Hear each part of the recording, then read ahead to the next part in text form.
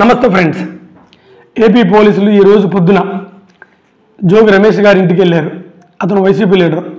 అతని ఇంటికి వెళ్ళి అతన్ని అరెస్ట్ చేశారు.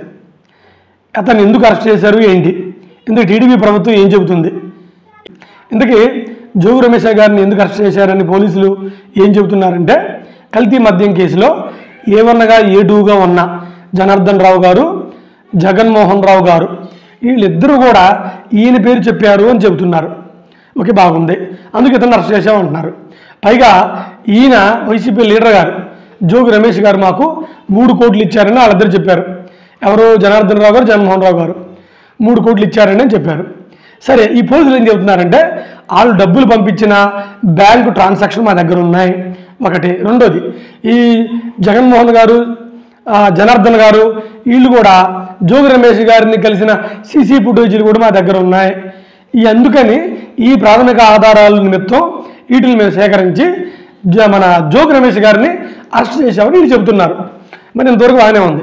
నిజంగా డబ్బు కొట్టినట్టు 3 కోట్లు ఉంటే, వాళ్ళ ఇంటికి వెళ్ళి వీళ్ళు మాట్లాడుకున్నట్టు సీసీ ఫుటేజీలు ఉంటే, ఇంకా ఇతర ఫోన్ సంభాషణలు ఉంటే, మరి ఇవన్నీ కూడా నాకు తెలిసి ప్రాథమిక ఆధారాలు కాదు, ఒక వ్యక్తిని అరెస్ట్ చేసి జైలుకు పంపించగలిగే అద్భుతమైన ఆధారాలు.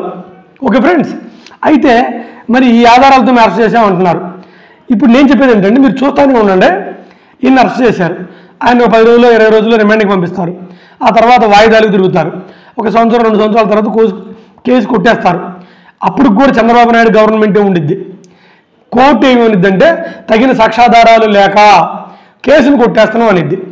వాస్తవంగా ప్రాథమిక ఆధారాలని చెప్పి వీళ్ళు అరెస్ట్ చేసిన ఆధారాలు నిజంగా చాలా బేసవి. ఒక వ్యక్తికి 3 కోట్లు ఇచ్చి, ఆ వ్యక్తి 3 కోట్లు ఎందుకు ఇచ్చాడో చెప్పాలి, లేదా సీసీ ఫుటేజీలు ఉంటాయి, ఫోన్ సంభాషణలు ఉంటాయి.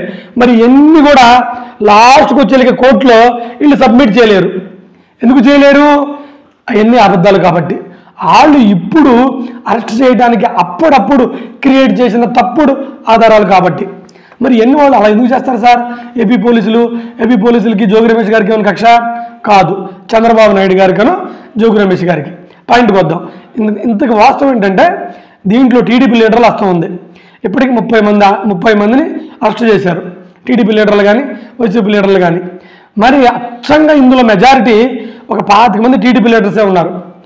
మరి వీళ్ళని అచ్చంగా అరెస్ట్ చేసి ఎన్ని చేస్తే రేపు ఎలక్షన్లో ప్రజలు దీన్ని అంతా గమనించి ప్రభుత్వానికి చెడ్డ పేరు వచ్చింది, అందులో డౌటే లేదు.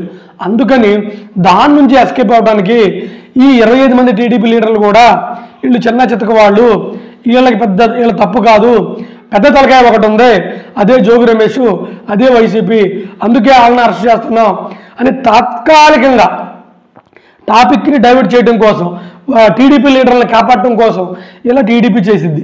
ఇలా 1-2 దగ్గర 10-15 కేసులు వైసీపీ లీడర్ల మీద పెట్టారు. ఒక్కటి ప్రూవ్ అవ్వలేదు, కోర్టు అన్నీ కొట్టేసింది. అదేనమాట ఫ్రెండ్స్.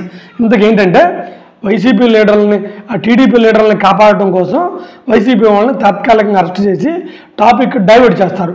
అది చంద్రబాబు నాయుడు గారికి తెలిసిన అద్భుతమైన డైవర్షన్ పాలిటిక్స్. నమస్తే ఫ్రెండ్స్.